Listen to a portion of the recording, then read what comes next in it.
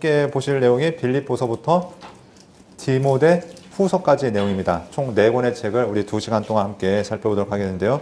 자, 우리가 함께 오전 시간에 보았던 3권의 책의 내용이 에베소서, 골로새서, 빌레몬서 3권의 책이라 말씀을 드렸죠. 자, 그래서 이 에베소서를 통해서 교회가 무엇인지 예수님을 머리로 하고 함께 연합되어주고 성장하는 공동체, 그것에 대해서 말씀했고, 두 번째는 교회에 대해서 얘기하면서 교회의 머리 대신 그리스도에 대한 이야기가 골로새서에서 있었습니다.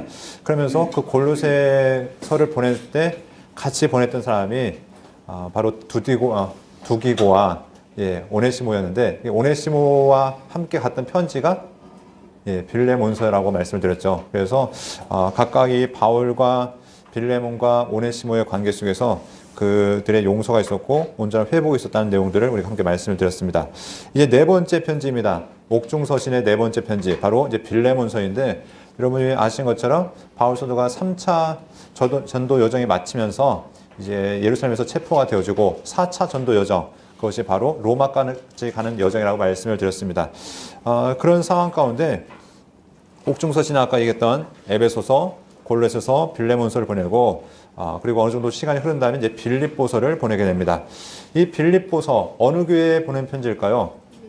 빌립보 교회에 보낸 편지인데, 바울 사도가 지금까지 목회를 하면서 수많은 교회들을 세웠습니다. 우리 공식적으로 성경에 나타났던 교회 하면은 첫 번째가 갈라디아 교회, 데살로니가 교회. 근데 데살로니가 교회가 세워지기 바로 직전에 빌립보 교회가 세워졌죠. 빌립보에서 하나님을 예배하기 위해서 회당을 찾다 보니까 회당이 없습니다. 그래서 강가를 찾아가서 그곳에서 예배하다가 누굴 만나냐면 자주장사 루디아를 만나게 되죠. 그러면서 그곳에서 그 여인이 자기의 집을 예배처소로 내놓게 되고, 그리고 또 그곳에서 귀신 들린 여종을 만났다가 그 여종을 고친 사건 때문에 감옥에 감금되어지고, 그곳에서 그날 밤에 하나님을 찬양하고 기도할 때 감옥문이 열리면서 간수장이 또 예수님을 믿게 되는 계기가 되어지고, 아무튼 수많은 사람들이 빌립보 교회 구성원이 되어지는데, 이런 상황 가운데 이 빌립보 교회가 이제 든든히 세워질 때 바울 사도가 이제 박해가 일어나니까 급하게 또 이제 피신을 하게 됩니다. 그래서 피신한 동네가 데살로니가 교회. 그래서 데살로니가에도 교회가 세워진데, 이 교회는 몇 주간 바울 사도가 함께 목회했냐면 3주간 목회했다고 말씀드렸습니다. 자, 그래서 또 베레아로 내려오게 되고, 베레아에서 아덴으로 내려오고, 아덴에서 고린도, 그러면서 아덴에서 교회가 세워졌다 그런 얘기는 남아있지는 않지만 그곳에도 예수님을 믿었던 사람들이 있었고, 또 고린도에서 이제 교회가 세워지는데 그곳에서 1년 6개월 동안 목회하면서 바울 사도의 참 속을 많이 썩였던 성도들이 그 가운데 있었죠. 그래서 그곳에 목회하다가 이제 다시 돌아왔던, 그래서 바울 사도가 세웠던 수많은 교회들 가운데 바울 사도의 기쁨이 되었던 교회도 있었고 근심이 되었던 교회들도 있었는데, 이 빌립보 교회는 그래도 바울 사도의 기쁨의 교회, 바울 사도가 자기의 속 이야기를 그냥 털어놓고 함께 이야기할 수 있는 그런 교회 중에 하나가 바로 빌립보 교회였던 걸 보게 됩니다. 반면에 갈라디아 교회, 바울 사도가 아주 화를 내죠. 불같으면서 이 어리석도다, 이 얘기는 좀 속된 말로 하면은 쌍욕을 해야 되는 거죠. 야이 하면서 쌍시오, 쌍기역, 쌍비역 뭐 짱짱 나가는 거죠. 왜냐하면 차이가 정말 생명을 걸고, 왜냐하면 그런 갈라디아 여정을 생각해보면 그렇잖아요. 바울 사도가 돌에 맞아가면서 정말 죽음을 다해서 죽음을 극복하면서 복음을 전했던 교회인데, 이단들이 와서 한순간 뭐라고 했다고 그걸 쏙 들어가서 쏙 바뀌어버리는 그 교회들 보면서 얼마나 막 열불이 터졌겠습니까? 그래서 그 갈라디아 교회는 그런 심정이었고, 또한 뭐 에베소 교회 같은 경우는 그래도 3년 동안 목회하면서 복음을 전했을 때 이 교회가 그래도 끝까지 믿음을 잘 지키고 주변에 영향력을 많이 발휘하는 걸 보면서 바울 사도에게 그래도 기쁨이 되어줬고, 하지만 문제도 있었을 때 그것들을 극복하기 위해서도 에베소서를 보냈던 적이 있었고요. 빌립보 교회도 바울 사도는 기쁨의 교회였죠. 그래도 이 바울 사도가 가는 곳마다 든든한 후원자로서 어디에서 있든지 바울 사도가 힘들까봐, 사역에 있어서 혹시나 물질이 부족할까봐 든든한 후원자 교회가 되었던 것이 이 빌립보 교회였습니다. 그래서 바울 사도의 고백을 보면, 내가 데살로니가 교회에 있을 때 너희가 그것에 후원금을 보냈고 지금 로마에 있을 때도 나에게 쓸 것을 보냈다라는 그런 이야기를 통해서 바울 사도의 든든한 후원 교회가 되었던 것을 보게 되고요. 반면에 이제 고린도 교회, 정말 아들로 치면은 좀 망나니 같은 아들, 집안의 삶을 완전히 거덜내고 집안을 완전히 뒤집어 놓은 그런 아들, 그렇게 볼 수 있겠죠. 그래서 바울 사도가 정말 눈물로 기도하지 않으면 안 됐던 교회. 예, 그러니까 우리가 보면은 이런 에베소 교회나 아니면 빌립보 교회 같은 교회만 있기를 바라는데 현실은 그렇지 않죠. 다양한 교회가 있습니다. 그런데 그 다양한 교회를 하나님께서 다 인정하신다는 거죠. 고린도 교회도 하나님께서 세우신 교회였고, 필립보 교회도 하나님 세우신 교회였고, 갈라디아 교회 다 하나님이 세우신 교회란 겁니다. 그 교회들이 든든히 선하길 바라시는 것, 이것이 하나님의 마음이란 겁니다. 자, 그런데 특별히 이제 빌립보 교회를 향해서 권면하는 내용이 있죠. 이것이 보면 밑에 표대를 향하여 달려가는 그리스도인의 삶 해서 이 교회가 표대 대신 예수 그리스도를 표대로 삼고 그분을 향해서 달려가길 바라는 마음으로 이 글을 쓰고 있는 것들을 보게 됩니다. 자, 이 제목을 보면은 빌립보인들에게 라고 해서 빌립보 교회에게 보내지는 편지인 것을 알 수 있고요. 기록자는 바울입니다. 바울 사도가 썼다라고 성경에서 이미 이야기하고 있고요. 자, 수신자 빌립보 교회 교인들입니다. 전달자는 누구였을까요? 에바브로디도. 네, 아까 골로새 교회는 에바브라. 네, 그러니까 이름이 비슷하기 때문에 헷갈릴 수 있는데 잘 기억하세요. 에바브로. 그러니까 에바브로디도. 네, 그래서 이 이름들을 헷갈리지만 제가 헷갈리네요. 자, 그래서 이 이름들을 잘 기억하셔야 되는데, 에바브로디도는 이 빌립보 교회의 후원금을 가지고 또 그들의 소식을 가지고 왔다가 여기 중병이 걸립니다. 여기 왔는데 거의 죽을 뻔했습니다. 그러다가 바울 사도의 기도와 또 성도들의 기도를 통해서 간신히 회생하죠. 다시 살아난 다음에 이 빌립보 교회에게 그 소식들을 전해줍니다. 야, 이 에바브로디도가 나한테 왔다가 정말 요즘 말로 하면은 뭐 독감에 걸려서 죽을 뻔하다가 간신히 살아났다. 그래서 너희가 그걸 걱정하고 있는 건 아는데 그 소식, 기쁜 소식을 너희에게 전하기 원한다. 그러면서 바울 사도의 소식과 함께 내용들을 전달하고 있는 것을 알 수 있습니다. 배경을 보면은 이 빌립보라는 교회 도시가 어떤 도시인가? 당시에 마게도냐 동쪽에 있는 위치한 도시였고 로마의 식민지였는데 이그나티아 대로 해가지고 로마로 가는 아주 중요한 도로가 있습니다. 이 도로 가운데서 로마의 거점 도시 중에 하나로서 이렇게 알려져 있습니다. 자, 그리고 여기 보면은 빌립보에 대한 이제 설명이 나오죠. 루디아를 만났던 강가, 그리고 루디아 기념교회, 빌립보 야외극장, 뭐 이렇게 하면서 로마 문화가 딱 터전을 잡았고 있었던 동네였습니다. 그래서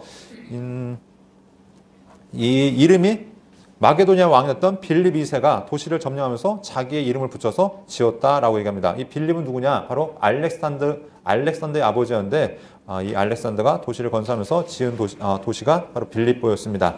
자, 그리고 사도 바울이 2차 전도 여정 때 마게도냐에서 최초로 세운 교회였죠. 바울 사도가 세울 수밖에 없었던 이유는 보통 유대인들이 한 10명 정도만 모이면 회당이 세워진다고 얘기합니다. 근데 회당이 있는 곳에서는 바울 사도가 그곳에서 같이 들어가서 유대인들에게 또 복음을 전하고 했었는데 이 빌립보에는 철저히 이방인 도시였고 유대인들이 없었기 때문에 이곳에서 바울 사도가 강가에서 기도하면서 루디아라는 만나면서 이제 교회가 시작됐다는 겁니다. 그런데 이 루디아라는 여인이 우리가 사도행전 하면서 설명하셨죠. 어떤 여인인지. 네, 성경은 자주장사라고 얘기하는데 이 자주색이라는 자체가 일반 평민이 입을 수 있는 색이 아니었죠. 당시 귀족들, 왕족들이 입는 색이 자주색이었습니다. 붉은색 염료를, 자주색 염료를 내기가 쉽지 않았기 때문에 그냥 사람들이 귀한 사람들만 입는 옷. 그러니까 가장 흔한 옷이 어쩌면 흰색이 가장 흔한 옷이었죠. 우리나라가 뭐 백이민족 하는데 백이민족을 할 수밖에 없는 게 염색 기술이 안 되니까, 염색하면 비싸지니까 싼 옷을 입기 위해서 어떻게 흰 옷을 입는 거죠. 네, 그런데 당시에 이 자주색 옷감을 취급했다라는 말 자체가 요즘 말로 하면은 뭐 명품, 그 회사의 CEO라고 얘기할 수 있겠죠. 뭐 오늘 요즘에 뭐 루이 이렇게 나가는 그런 수많은 이제 명품들이 있는데, 자, 그런 수준으로 당시에 고대사의 왕족들과 귀족들과 이제 거래하는 그런 유명한 여자 CEO였다는 겁니다. 그 여인이 자기 집을 교회로 내놓으면서 이제 교회가 시작되어지는데, 바울 사도에 있어서 중요한 영적으로나 아니면 물질적으로 후원 교회가 세워지는 이제 그런 계기가 되었다는 거죠. 자, 여기 보면 이제 인구의 구성을 볼 수 있는데 대부분 이제 로마계, 마게도냐계, 또 적은 수의 유대인들이 이렇게 섞여 있었다라고 얘기하고요. 빌립보는 아무래도 이 이방 도시들은 당시 그리스 로마와 신들의 영향력 아래에 있었죠. 그래서 황제 숭배가 기본적으로 있었고 또한 로마의 신들이 그 가운데 세워져 있었던 것을 우리가 전제로 할 수 있습니다. 그래서 이런 여러 가지 혼합적인 분위기가 그 사회 속에 있었다. 그래서 보면은 바울 사도가 고난을 당했던 이유도 무엇 때문이냐면 그 여종이 어떻습니까? 점치는 여종이 있었죠. 그러니까 그런 악한 이제 그런 종교적인 분위기 속에서 바울 사도가 고난받는 것도 우리가 한번 생각해 볼 수 있겠습니다. 자, 기록 연대는 61년에서 62년경이죠. 이 기간은 바울 사도가 셋집이라는 곳에서 감금되어 있을 때 그때 짓게 되는데 다른 서신보다는 약간 늦게 쓰여졌을 것으로 이렇게 이야기하고 있습니다. 자, 3차 전도행을 마치고 바울이 죄수의 몸으로 이제 로마로 압송된 것, 우리가 아까 여정을 보았죠. 자, 다시 한번 살짝 보면은 네, 우리가 쭉 보셨죠, 방금? 네, 못 보셨나요? 네. 1차부터 5차까지 네, 이렇게 여정이 있었는데요. 이 가운데 4차에서 빌립보서를 이렇게 썼다라고 얘기합니다. 자, 로마로 압송되는 과정, 지도를 보면은 이 가이사랴에 이제 구금되어 있던 이 바울 사도가 이제 쭉 이동하는 것들을 보게 됩니다. 그래서 파선도 한 번 또 하게 되죠. 바울 사도가 고린도 후서에 보면은 자기가 2번 파선했다. 근데 고린도 후서 쓸 때는 바울 사도의 사역이 한 중반기 정도 됐을 때인데 그 후로도 파선을 몇 번을 더 하는 겁니다. 그럼에도 불구하고 어떻게 합니까? 끝까지 그 길 가는 거죠. 예수 그리스도의 복음을 위해서 나아가는데 여러분도 그렇지 않습니까? 어렸을 때 물에 한번 빠지면은 트라우마 해가지고 물 싫어하고 하는데 바울 사도는 고난이라는 고난 다 겪습니다. 그래도 예수 그리스도를 사랑하는 그 사랑이 너무나 크기에 복음을 전하고자 하는 그 열정이 너무나 컸기에 아무리 니네가 막아봐라 나의 열정을 막을 수 있냐. 그러니까 바울 사도가 이제 빌립보서 1장에서 얘기하는 게 뭐냐면 자기 소원이 얘기하면서 나는 주님 앞에 빨리 서고 싶다. 그게 실제 빨리 얘기하면 죽고 싶다는 얘기죠. 왜냐면 그 하나님 나라의 영광을 받기 때문에 그 나라에 빨리 가고 싶은데 그런데 하나님께서 나에게 생명을 주시면 이 생명 다해서 복음을 전하겠다. 그러니까 바울 사도에게는 죽음이 전혀 문제가 안 되는 겁니다. 죽으면은 천국 가니까 좋고 살아있으면 복음 전하니까 좋고 살아도 좋고 죽어도 좋고 그런데 여러분은 어떻습니까? 네, 우리가 주일날 여러분들이 설교자니까 가끔 그런 얘기 안 해보십니까? 주일날 성도님들한테 혹시 오늘 당장 주님 앞에 가고 싶은 분이 계십니까? 하면은 다들 머뭇거리죠. 왜? 할 일이 많으니까. 왜냐면 오늘 가기 전에 통장 정리도 좀 해야 되고 유산 배분도 좀 해야 되고 하나님 앞에 못했던 회개도 좀 많이 해야 되고 그러니까 지금 당장 가는 건 좀 힘들다고 많이 얘기하죠. 근데 바울 사도는 언제나 준비되어 있던 삶이라는 것이죠. 그가 주님 앞에 사나 죽으나 하나님 앞에 언제나 바로 설 수 있는 그런 준비가 바울 사도가 되어 있었는데 아무튼 로마까지 압송되어져서 그곳에서 다양한 사람들을 만나고 또 그곳에서 복음을 전했던 것, 특별히 서신서를 통해서 3개의 교회와 서신했던 걸 보게 되는데 3개만 적혀졌다라고는 볼 수 없는 게 여기에 이제 플러스 알파가 있었다는 것을 우리가 전제를 하고 있습니다. 아까 얘기했던 라오디게아서나 아니면 그 외에 전해지지 않는 서신도 있지 않았을까 우리가 이렇게 생각해 볼 수 있습니다. 자, 그리고 아까 말씀드린 것처럼 마지막에 쓰여졌던 서신이다. 자, 기록 목적을 보면은 이 빌립보 교회는 바울 사도와 매우 친근한 관계에 있었습니다.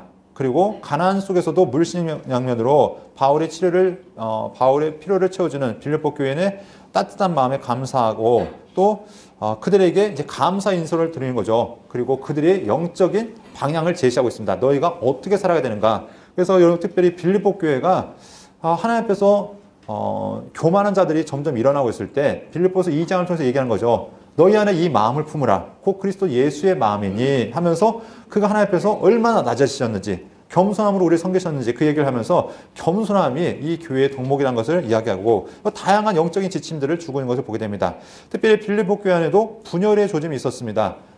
이 교회의 여인들의 인권이 많이 높았죠. 우리가 디모데 후서, 전서 후서를 이제 보면은 바울 사도가 무슨 얘기를 하냐면은 그 교회는 여인들의 목소리가 꽤 컸던 것 같습니다. 그랬더니 바울 사도가 무슨 얘기 합니까? 여자는 교회 안에서 그런 얘기를 하고 있습니다. 우리가 항상 어떤 바울 사도의 이야기가 나오면은 일단 기본적인 전제 조건이 있어야겠죠. 왜 조용히 하라는가? 조용히 하는 사람한테 조용히 하라는 거 말이 안 되죠. 안 그래도 조용히 하고 있는데 조용히 하라 하면 말할 필요가 없는 얘기죠. 반대로 조용히 하라는 것은 무슨 얘기입니까? 그 안에 여인들의 목소리가 꽤 컸다는 거죠. 여인들의 인권이라든가 또 신앙의 직책이 꽤 높았기 때문에 야, 이래서는 안 되겠다. 야, 너희 여인들 좀 조용히 좀 해라. 그게 너희 지금 목소리 내면 교회가 더 시끄럽고 분란만 일으킬 뿐이니까 잠잠했으면 좋겠다. 그러니까 그 바울 사도의 고백을 통해서 무엇을 볼 수 있습니까? 상황을 거꾸로 뒤집어 볼 수 있겠죠. 아, 그때 상황이 어땠구나. 그러니까 예를 들면은 지금 만약에 그들에게 우리 성경에서 이제 고린도서 13장에서 야, 너희 계속 사랑에 대해서 얘기하잖아요. 사랑이 무엇인지 계속 얘기한다는 얘기는 사랑에 대해서 이미 충분히 사랑하고 있는 사람들한테 사랑해라 할 이야기를 할 필요가 있습니까? 없습니까? 없겠죠. 고린도전서가 13장 사랑장에서 우리에게 정말 주옥과 같은 말씀인데 그 말씀이 전해진 이유는 무엇이다? 그 교회가 사랑이 없다.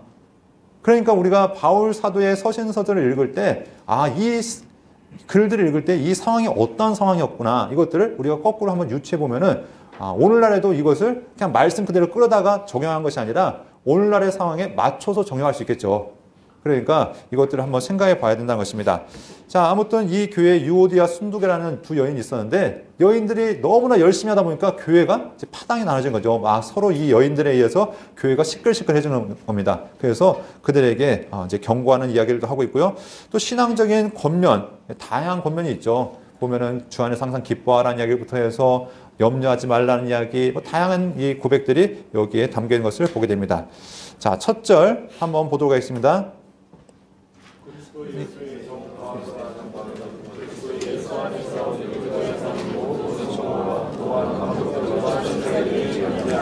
자, 바울 사도는 언제나 자신을 고백할 때 다른 이제 서신자분들 약간 차이점은 있지만 자신이 그리스도의 종이다. 여기서 종이란 말 자체는 노예라는 것이죠. 네, 그냥 단순하게 우리가 오늘날 난 주의 종입니다. 그냥 예의상으로 차리는 것이 아니라 정말 그 당시 노예라는 것이 무엇인지 확인하게 사람들이 각인되어 있던 그때 나는 정말 예수님의 노예입니다. 그분의 명령에 따라서 죽을 수 있는 존재입니다. 하는 것들을 항상 이제 전제를 하면서 자기를 소개하고 있습니다. 그러면서 빌립보 교회에 사는 빌립보에 사는 모든 성도와 또한 감독들과 집사들에게 편지합니다. 하면서 이미 이제 시간이 지나면서 이 교회가 어느 정도 체계가 갖춰지고 조직이 갖춰진 것들을 우리가 이 말씀을 통해 또한 우리가 짐작해 볼 수 있겠죠. 자, 끝절은 함께 보도록 하겠습니다.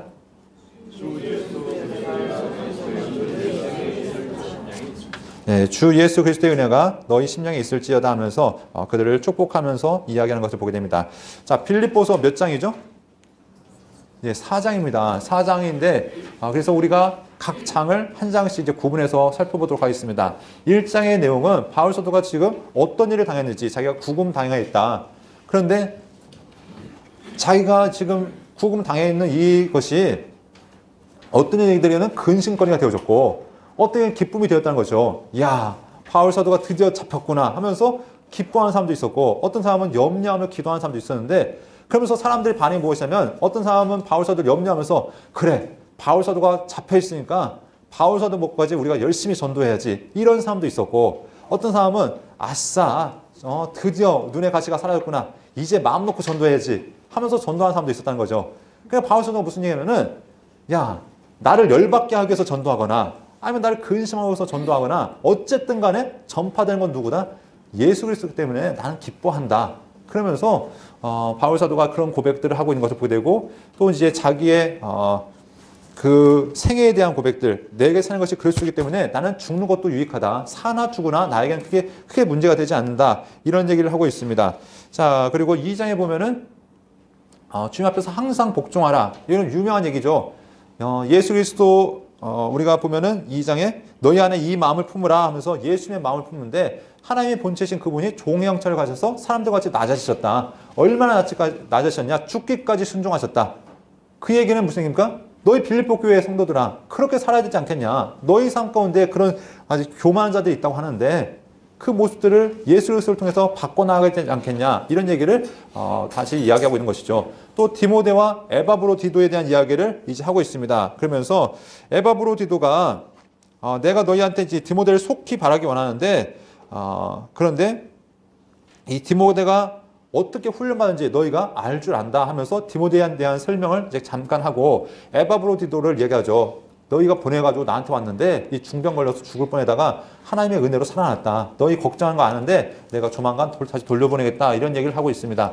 자, 바울 사도가 끊임없이 하는 얘기해 보시면 하나님을 본받아라. 예수 그리스도를 본받아라. 그런데 빌립보서에서 이제 뭐라고 얘기합니까? 나를 본받아라. 여러분 그렇게 자신 있게 얘기할 수 있습니까? 성도 여러분, 저를 본받으십시오. 저를 본받으면 여러분 신앙생활 제대로 하는 겁니다. 아니면 성도 여러분까지 갈 것 없이 집안에서 아들과 딸에게 아들아, 이 아빠를 본받아야 된다. 아빠같이 살면 너 인생 성공한 거야. 자신 있게 얘기하실 수 있습니까?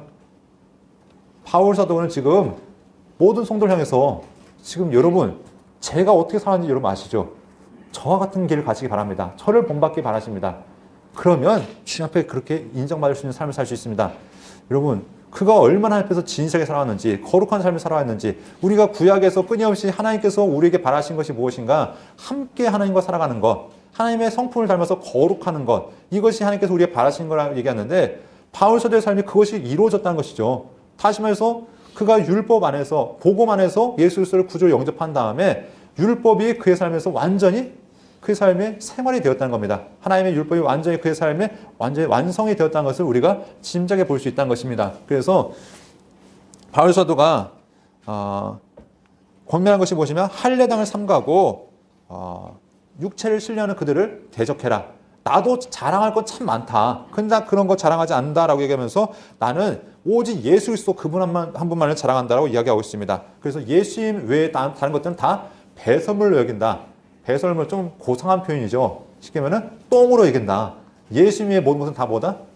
똥이다. 여러분 혹시 어느 날 화장실에서 힘을 주셨는데 모양이 꽤 예쁘게 나왔습니다. 그렇다고 그걸 건져서 보관하시는 분 계십니까? 예. 말도 안 되는 얘기죠. 똥은 똥입니다. 아무리 모양이 예쁘고 멋있어도 그렇죠. 우리가 이 땅에서 예수님 외의 것들은 그렇다는 것이죠. 세상 사람들이 추구하는 그 모든 것들 말로는 참 이것들이 가치 있다고 얘기하지만 바울 사도는 예수님 외에 다른 것들은 아무 의미가 없다. 그것들을 고백하고 있는 것입니다. 그리고 자기는 예수님을 향해서 그 표대를 향해서 달려가고 있다. 그러면서 예수님께서 나에게 주실 그 부름의 상 그것이 나에게 점점 다가오고 있다는 것들을 이야기하면서 예수님을 바라본다는 얘기를 하고 있습니다. 그리고 4장에 보면은 주님 앞에서 같은 마음을 품으라 이런 얘기를 하고 있습니다. 그러면서 너희 안에 지금 갈등이 있는 걸 안다. 유오디아 순두계 너희 교회에 지금 논란거리가 되어지고 있는데 문제거리가 되어지고 있는데 한 마음을 품어라. 우리가 에베소서도 얘기했죠. 교회는 무엇이냐? 한 마음을 품고 함께 성장하는 공동체라고 얘기했습니다. 그러면서 그들에게도 한 마음을 품는데 또 뭐 특별히 무엇을 얘기하면은 주 안에서 항상 기뻐하라 이것들을 얘기하고 있습니다. 이제 이 얘기도 이제 잠시 하도록 하겠고요. 자 10절부터 보면은 바울 사도가 이런 얘기를 합니다. 13절 유명한 말씀이죠. 내게 능력 주신 자 안에서 내가 모든 것을 할 수 있느니라. 여러분 우리가 이제 그래서 이걸 사람들이 막 문신으로 새긴 사람들도 있습니다. 빌사일삼 해가지고 네. 내게 능력 주신 자 안에서 모든 걸 할 수 있느니라. 그 어떤 격투기 선수도 그걸 새겨놓은 거죠. 능력 주신 분 안에서 내가 다 때려눕힐 수 있습니다. 뭐 이렇게 그분을 생각하는지 모르지만 여러분 이 의미가 무슨 의미인가? 슈퍼맨이 된다. 그런 의미가 아니라는 것이죠. 네. 그러면 이 의미가 무엇인가? 함께 이것도 돌아봐야 되겠습니다. 그러면 한번 1절부터 자세하게 한번 보도록 하겠는데요. 먼저 바울의 감사가 있습니다. 빌립보 성도들 생각할 때마다 항상 기쁨으로 감사한 것은 왜냐하면 너희가 복음의 일에 지금도 참여하고 있는 것을 내가 알기 때문이다 라고 얘기하고 있습니다. 그러면서 내가 너희 무리를 얼마나 사모하는지 하나님이 내 증인이시다. 그러면서 내가 너희를 사랑하는 것 그거 하나님께서 알고 계신다라면서 그들에 대한 사랑의 고백을 하고 있는 것들을 보게 됩니다. 그러면서 바울의 간구가 무엇인가? 그들의 간구가 무엇이면 너 예수 그리스도로 말미암아 의의 열매가 가득하여 하나님의 영광과 찬송이 되기를 원한다 하면서 그들에게 그들의 삶이 주님 앞에서 더 영적인 풍성한 삶이 있기를 위해서 이 간구하고 있는 것들을 보게 됩니다. 그러면서 12절부터 이제 바울 사도가 자기의 신앙의 고백을 하고 있습니다. 자기가 지금 가택연금을 당하고 있는데 아까 얘기한 것처럼 자기가 갇힌 것 때문에 가슴 아파하는 사람도 있고 때로는 기뻐하는 사람도 있는데 어쨌든 간에 이 모든 일 때문에 예수님이 증거되는 것 그것이 자기가 기뻐하는 바다라고 얘기하고 있습니다. 그래서 거칠어는 하나 참으로 하나 무슨 방도로 하나 전파되는 것은 그리스도이니 이로써 나는 기뻐하고 또한 기뻐하리라 라고 이야기하고 있습니다. 그러면서 바울 사도가 22절부터 무슨 얘기냐면 내게 사는 것이 그리스도니 죽는 것도 유익하다 라고 얘기하고 있죠. 그래서 내가 지금 둘 사이에 끼었다. 죽음과 삶 이 두 사이에 끼었는데 난 죽어도 기쁘고 살아도 기쁘다. 왜냐하면 죽으면 주님 보니까 기쁘고 살아있으면 주님을 하니까 기쁘고 그것이 바울 사도의 고백인 것을 보게 됩니다. 그래서 27절에서 이제 바울 사도가 그들에게 권면한 것이 무엇이냐? 오직 너희는 그리스도의 복음에 합당하게 생활하라. 이는 내가 너희에게 가보나 떠나 있으나 너희가 한 마음으로 서서 한 뜻으로 복음의 신앙을 위하여 협력하는 것과 하면서 쭉 이야기하죠. 그러면서 29절에 이렇게 얘기합니다. 그리스도를 위하여 너희에게 은혜를 주신 것은 다만 그를 믿을 뿐 아니라 또한 그를 위하여 고난도 받게 하려 하심이라. 바울 사도가 이 고난에 대한 이야기를 디모데 후서에서 강조해서 얘기하지만 이 빌립보 교회에 또 이야기하는 것이 무엇이냐면 예수 믿는 길, 평탄한 길 아니다. 예수 믿으면 고난은 당연히 따라온다. 반대로 얘기하면 너희 가운데 고난이 없다면 지금 너희가 예수님을 제대로 믿는지 점검하라는 것이죠. 여러분의 삶이 예수님을 온전히 믿고 있다면 여러분 삶 가운데는 고난이 다가오게 될 것입니다. 우리가 이제 구약적인 우리가 이제 욥기를 얘기하면서 얘기했잖아요. 욥기를 얘기하면서 고난에 대한 이야기가 이해가 확 바뀌어졌다. 그 전까지는 고난과 시련은 죄의 결과이고 하나님의 심판의 결과로 생각했지만 이제는 아니란 것입니다. 고난은 이제 신약에 오면은 하나님을 신실하게 믿는 자들의 증거가 되어진다는 것이죠. 그래서 바울 사도도 디모데에게 끊임없이 얘기하는 것이 무엇이냐면 나와 함께 고난을 받자. 그리스도의 군사는 훈련받는 자이고 고난받는 자이다. 이것들을 계속해서 강조하고 있는 것을 보게 되는데, 자, 바울 사도 얘기하는 것이 그리스도를 위하여 너에게 은혜를 주신 것은 그를 믿을 뿐만 아니라 그를 위하여 고난도 받게 하려 하심이다 하면서 너에게 있는 고난은 바로 믿는 증거이다 라는 것들을 다시 한번 강조하고 있는 것을 우리가 알 수 있습니다. 자, 그러면 2장에 보면은 한 마음을 품으라 라고 이야기하면서 자기만 돌아보는 것이 아니라 다른 사람들 돌아볼 줄 알아야 된다라는 것을 이야기하고 있습니다. 그러면서 너희의 이 안에 이 마음을 품는데 그것은 바로 예수 그리스도의 마음이다 라고 이야기하고 있죠. 그래서 우리가 성경을 보면은 예수님께서 얼마나 자기를 낮추셨는지 십자가에 죽기까지 자기를 낮추신 모습에 대해서 말씀하고 있습니다. 그러면서 그들에게 부탁하는 것이 무엇이냐면 너희가 날마다 내가 지금 비록 없을지라도 두렵고 떨림으로 너희의 구원을 완성시켜 나가라. 너희의 구원을 이루어 나가라 라고 얘기하고 있습니다. 그러기 위해서는 누구의 소망을 둬야 되면 오직 하나님께 소원을 두고 그렇게 나아가야 된다라고 이야기하고 있습니다. 바울 사도는 자기의 신앙을 고백하면서 이렇게 얘기하죠. 17절 말씀 한번 보도록 하겠습니다. 만일 너희의 믿음의 재물과 섬김 위에 내가 나를 전제로 드릴지라도 나는 기뻐하고 너희 무리와 함께 기뻐하리니. 바울 사도는 자기의 삶을 무엇같이 드릴 수 있다고 얘기하냐면 전제같이 드릴 수 있다라고 얘기하고 있습니다. 우리가 구약의 제사를 얘기하면 번제, 소제, 화목제, 속건제, 속죄제 5가지 제사를 얘기하죠. 그래서 이 5가지 제사 가운데 백성들의 헌신을 통해서 각각의 제사 방법의 모양은 약간 다르지만 이렇게 하나님 앞에 최선을 다해서 예배를 드립니다. 그런데 그들이 드린 다음에 하나님 앞에 더 드리고 싶은 마음, 자기의 마지막 것까지 드리고 싶은 그 마음으로 드려진 제사가 무엇이냐면 전제입니다. 전제라는 것은 무엇이냐면 포도주를 따라 드린다는 것인데 포도주가 상징하는 것은 자기의 전부, 색깔 자체가 피기 때문에 자기의 생명까지 다 아낌없이 드린다는 그런 의미를 전제가 담고 있습니다. 그러니까 바울 사도가 무슨 얘기냐면 나의 마지막 생명 한 방울까지 하나님 앞에 아낌없이 드릴 수 있다라고 고백하는 것이죠. 그래서 나는 너희의 믿음과 재물, 너희의 믿음의 재물과 섬김 위에 내가 나를 전제로 드릴지라도 나는 기뻐할 수 있다. 내 한 몸 희생해서라도 하나님께만 영광이 되어진다면 난 그렇게 살아갈 수 있다라고 이야기하는 것을 보게 됩니다. 자, 그러면 이제 디모데를 파송할 계획을 이제 이 18절부터 이야기하고 있습니다. 그래서 내가 너희에게 속히 디모데를 보내길 바란다. 왜냐하면 그 디모데가 너희에 대해서 잘 알기 때문이다. 그래서 너희에 가서 너희의 위로가 되길 바라는데 그 디모데는 그 누구보다 너희가 잘할 거다. 그가 어떻게 훈련받는지 어떻게 연단받는지 그래서 그 디모데가 나와 함께 복음을 위해서 정말 수고한 아주 중요한 일꾼이다라는 것을 이야기하고 있습니다. 25절부터 보면은 이제 에바브로디도를 너희에게 보내겠다. 그런데 에바브로디도가 병이 걸렸을 때 그 병 걸린 것 때문에 빌립보 교회가 근심하는 것 그것 때문에 참 에바브로디도가 마음 아파했다. 그런데 이제는 하나님께서 그를 온전히 회복하셨기 때문에 내가 너희에게 보내서 너희의 근심을 덜게 해주겠다라고 이게 이야기하는 걸 이야기합니다. 그래서 디모데와 에바브로디도를 너희에게 곧 보내겠다라고 이렇게 설명한 것을 우리가 보게 됩니다. 자, 그리고 이제 바울 사도가 이제 실제적인 삶의 권면에 대해서 이야기하죠. 그러면서 3장 1절에 이렇게 얘기하고 있습니다. 끝으로 나의 형제들아, 끝으로라는 얘기는 마지막으로 권면하는 것인데, 나의 형제들아 주 안에서 기뻐하라. 너희가 같은 말을 쓰는 것이 내게 수고로움이 없고 너에게 안전하니라 하면서 그들에게 빌립보 교회에게 원하는 삶이 무엇이냐? 기쁨의 삶을 원하고 있습니다.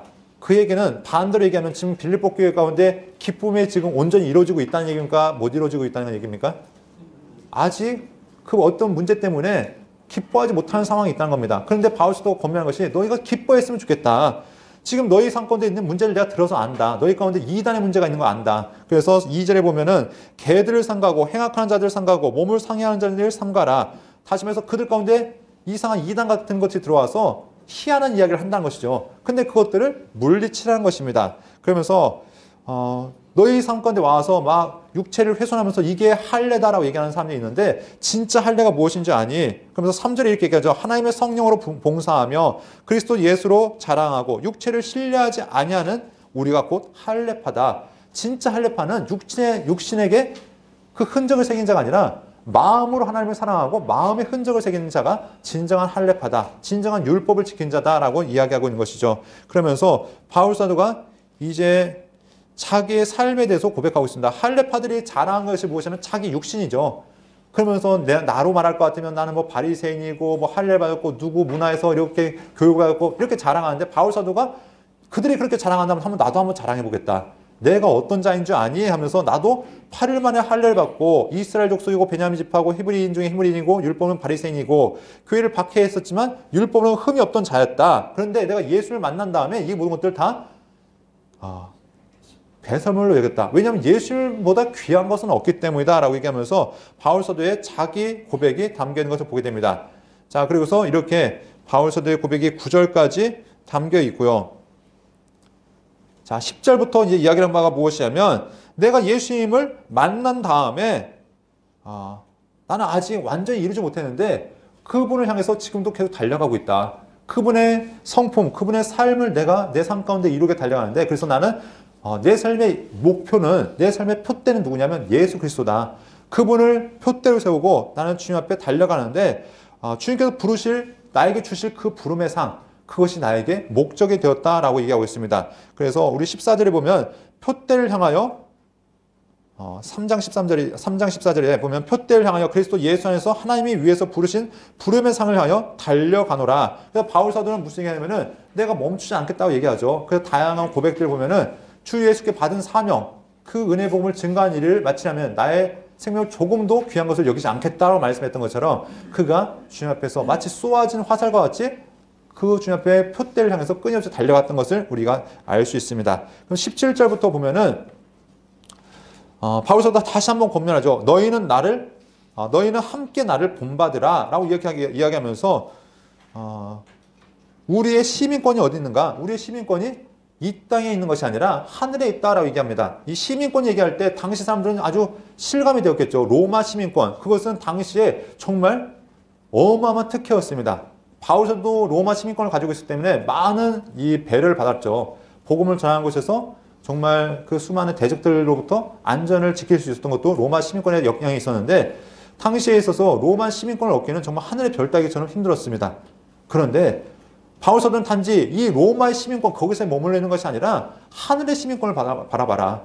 우리에게 영원을 허락하는 로마의 시민권은 이 땅에 죽으면 그건 끝이잖아요. 그런데 그것이 아니라 하늘에서 우리에게 주어질 그 시민권, 그것을 바라보면서 예수 그리스도를 기다려라 라고 이야기한 것을 우리가 알 수 있습니다. 자, 그 마지막 4장 이야기는 무엇이냐면 성도는 어떻게 살아야 되는가? 그러면서 4장 1절에서 이렇게 얘기합니다. 그러면 나의 사랑하고 사모하는 형제들, 나의 기쁨이요 면류가 아닌 사랑하는 자들아, 이와 같이 주 안에서 서 있어라 하면서 그들에게 권면하고 있습니다. 그러면서 그들에게 유오디아 순종을 권면하면서 야 성도들아 너희 한 마음을 품으라. 교회 안에서 시끌시끌 하는 것 이거는 하나님의 뜻이 아니다.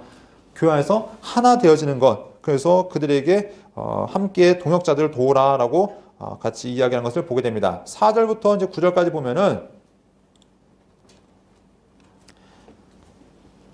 4절에는 이렇게 얘기하죠. 주 안에서 항상 기뻐하라. 내가 다시 말하노니 기뻐하라 하면서 그 다음에 이야기가 뭐냐면 너희가 선하고 친절한 삶을 살아야 된다. 성도들은 어떻게 살아야 되는가? 너희의 그 사랑, 너희의 간용을 사람들에게 알려줄 수 있어야 된다. 마치 소금이 그 맛을 드러내고 빛이 그 빛을 드러내듯이 너희의 삶이 사람들에게 이렇게 나타나야 되는데 특별히 예수 믿으면서 염려하는 것, 이건 하나님의 뜻이 아니다.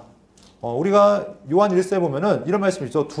사랑 안에 두려움이 없고 온전한 사랑이 두려움을 내어쫓나니 두려움에는 형벌이 있다 라고 얘기하면서 다시 말해서 예수 믿는 자들은 두려워하는 삶이 아니라 염려하는 삶이 아니라 근심하는 삶이 아니라 오직 모든 일에 기도와 간구로 하나님께 아뢰는 삶, 이것이 하나님께서 원하시는 삶이다 라는 것들을 이야기하고 있습니다. 그리고 마지막으로 부탁하는 것이 무엇이냐면 너희는 내게 배우고 받고 듣고 본 바를 행하라. 그러면 평강의 하나님이 너희와 함께 계시리라. 결국은 내 삶을 모델로 해서 그렇게 살아. 이것이 바울 사도가 그들에게 주는 권면이라는 것입니다. 왜냐하면 어떻게 보면 예수님에 대한 그 표대, 이건 너무나 높죠. 완벽했던 그 삶을 우리가 감히 어떻게 쫓아갈 수 있습니까? 그런데 바울 사도는 이미 실패의 경험이 있잖아요. 그가 젊은 시절 진리가 무엇인지 잘못 알고서 예수님 자들을 잡아다 죽이는데 최선을 다했던 그가 예수를 만나서 바뀌어지고 그가 예수님 앞에서 어떻게 살아가는지 주변 사람들 다 알고 있을 텐데 나 같은 것도 가능성이 있어. 나 같은 것도 바꾸신 하나님은 너희를 하나님께서 충분히 바꾸실 수 있어. 그러니까 나만 바라보고 그렇게 내가 예수님 바라봤던 것처럼 나를 바라보고 살아가면 너희도 그렇게 하나님께 인정받을 수 있어. 이것이 바울 사도의 권면이었던 것을 우리가 알게 됩니다. 지금부터 마지막 이야기가 바울 사도의 자족한 삶에 대해서 이야기했습니다. 아까 이야기했던 것처럼 13절 말씀 다시 한번 읽어보겠습니다. 내게 능력 주신 자 안에서 내가 모든 것을 할 수 있느니라. 자, 우리가 이 얘기는 만능, 슈퍼맨이 된다는 얘기가 아니죠. 그 앞을 봐야 됩니다. 11절에 봤더니 내가 궁핍함을 말하는 것이 아니라 어떤 형편에도 나는 자족하기를 배웠노니 나는 비천에 처할 줄도 알고 풍부에 처할 줄도 알아. 모든 일, 곧 배부름과 배고픔과 풍부와 궁핍에도 처할 줄을 아는 일의 일체의 비결을 배웠노라. 그러니까 바울 사도가 한 이야기가 나는 가난할 때는 가난하게 사역하는 방법을 배웠고 부유할 때, 풍족할 때는 풍족하게 사역하는 방법을 배웠다. 나에게는 가난한 것도 문제가 되어지지 않고 풍족한 것도 문제가 되지 않는다. 복음을 전하는 일에 나는 그래서 예수님 안에서 어떤 상황에서라도 복음을 전할 수 있는 그 일체의 비결을 배웠다라고 얘기합니다. 그래서 내게 능력 주신 자 안에서 나는 모든 것을 할 수 있다. 이것이 슈퍼맨 된다는 얘기가 아니라 어떤 형편에서든지 나는 적응해서 주의 사명을 감당할 수 있다는 이야기로 우리가 봐야 된다는 것입니다. 그러니까 한 절만 놓고 보면은 오해하기 딱 좋은 말씀이죠. 그러니까 우리가 요절이라는 것이 우리가 이제 신앙의 말씀을 묵상하고 또 하나님 앞에 가까이 나가는 데도 많은 도움이 되지만 요절 잘못 외우면 방향이 확 틀어지는 경우도 있다는 것입니다. 우리가 이사야서 얘기하면서 그런 얘기 했었죠. 이사야서 얘기할 때 에돔에 대한 그 심판을 선언하면서 그 여호와의 말씀은 여호와의 책을 읽어보라. 이것들 가운데 짝이 없는 것이 없고 하면서 마치 말씀엔 짝이 있다는 것처럼 한 구절만 보면 그렇게 이해될 수 있는데 전후 문맥을 살펴봤더니 전혀 그렇지 않다는 것을 우리가 보았죠. 하나님의 심판이 철저해서 완전히 그 에돔 땅에 들짐승만 드글드글 할 것이다. 그 얘기가 표현상으로 그렇게 되어진 건데 이제 이단들이 이렇게 한 구절 한 구절을 뽑아서 우리가 이제 우리를 미혹할 때 그렇게 사용할 수 있다는 것입니다. 그러니까 목사님들 가운데 그렇게 얘기한 분도 있죠. 요절 하다가 요절 날 수 있다. 그렇기 때문에 요절을 주의해서 요절 외우는 게 중요합니다. 말씀 외우는 게 중요한데 항상 외우실 때는 전후 문맥을 살펴서 그 말씀의 정확한 뜻을 파악하면서 외우셔야 된다는 겁니다. 자, 그래서 이런 것들을 기억하셨으면 좋겠고요. 자, 이제 마지막 이야기죠. 바울 사도가 사랑에 대한 감사를 하고 있습니다. 우리 이제 14절부터 보면은 바울 사도가 너희가 내 괴로움에 함께 참여한 것을 내가 안다. 내가 지금 힘들어할 때 같이 기도해줬고 또 물질로 후원해줬고 그걸 내가 알고 있는데 참 잘했다라고 얘기하고 있습니다. 그러면서 내가 마게도냐 교회를 떠났을 때 나의 후원교회가 되어진 것 너희밖에 없었다 하면서 그들의 과거를 이야기하고 있습니다. 특별히 데살로니가 교회에 있을 때도 너희가 한 번뿐만 아니라 두 번이나 나에 쓸 것을 보냈다 하면서 바울 사도의 후원교회로서 이 빌립보 교회가 세워졌다는 것에 감사하면서 지금 그들을 축복하고 있는 것들을 보게 됩니다. 그러면서 내가 너에게 이제 선물을 구하는데 어떤 선물을 구하냐면 너에게 유익하도록 풍성한 열매를 구한다. 너에게 하나님께 인정받는 그런 풍성한 열매 구하는데 우리 19절 말씀 한번 보도록 하겠습니다. 나의 하나님이 그리스도 예수 안에서 영광 가운데 그 풍성한 대로 너희 모든 쓸 것을 채우시라. 자, 바울 사도의 모든 필요를 채웠던 그 교회 가운데 바울 사도가 구하는 것이 무엇이냐면 너희의 모든 필요를 하나님께 채우시길 바란다. 마치 예수님께서 마태복음 6장 33절에서 너희는 먼저 그의 나라와 그의 의를 구하라. 그리하면 이 모든 것을 너희에게 더하시겠다. 바울 사도가 이런 축복으로 그들에게 권면하고 있는 것입니다. 그래서 너희 교회 가운데 하나님의 풍성함이 거하길 바란다 하면서 마지막 문안 인사를 통해서 그들에게 하나님의 은혜가 있기를 구하면서 이렇게 축복 기도함으로 마쳐지는 것을 우리가 보게 됩니다. 자, 이렇게 해서 빌립보서는 어떤 편지였는가? 바울 사도가 자기를 후원했던 그 후원교회를 향해서 그들에게 사랑의 고백을 하고 자기 신앙의 고백을 통해서 그들이 하나님 앞에 겸손하게 세워지길 바라고, 특별히 자기가 살아왔던 그 길, 고난당하는 길을 피해서 살아가는 것이 아니라 너희도 복음을 위해서 그렇게 고난당했으면 좋겠다. 하나님께 인정받는 단계까지 겸손함으로 그리스도의 길을 완성해 나갔으면 좋겠다라고 이야기하는 것입니다. 그러면서 예수 그리스도 그 표대를 향해서 나와 함께 나아가자라고 권면한 책, 이것이 바로 빌립보서였던 것을 보게 됩니다. 여러분 삶에도 예수 그리스도 그분 한 분을 향해서 때로는 시련이 있고 고난이 있을지라도 그 믿음의 길, 그 길을 묵묵하게 걸어갈 수 있는 은혜가 있기를 간절히 소원합니다.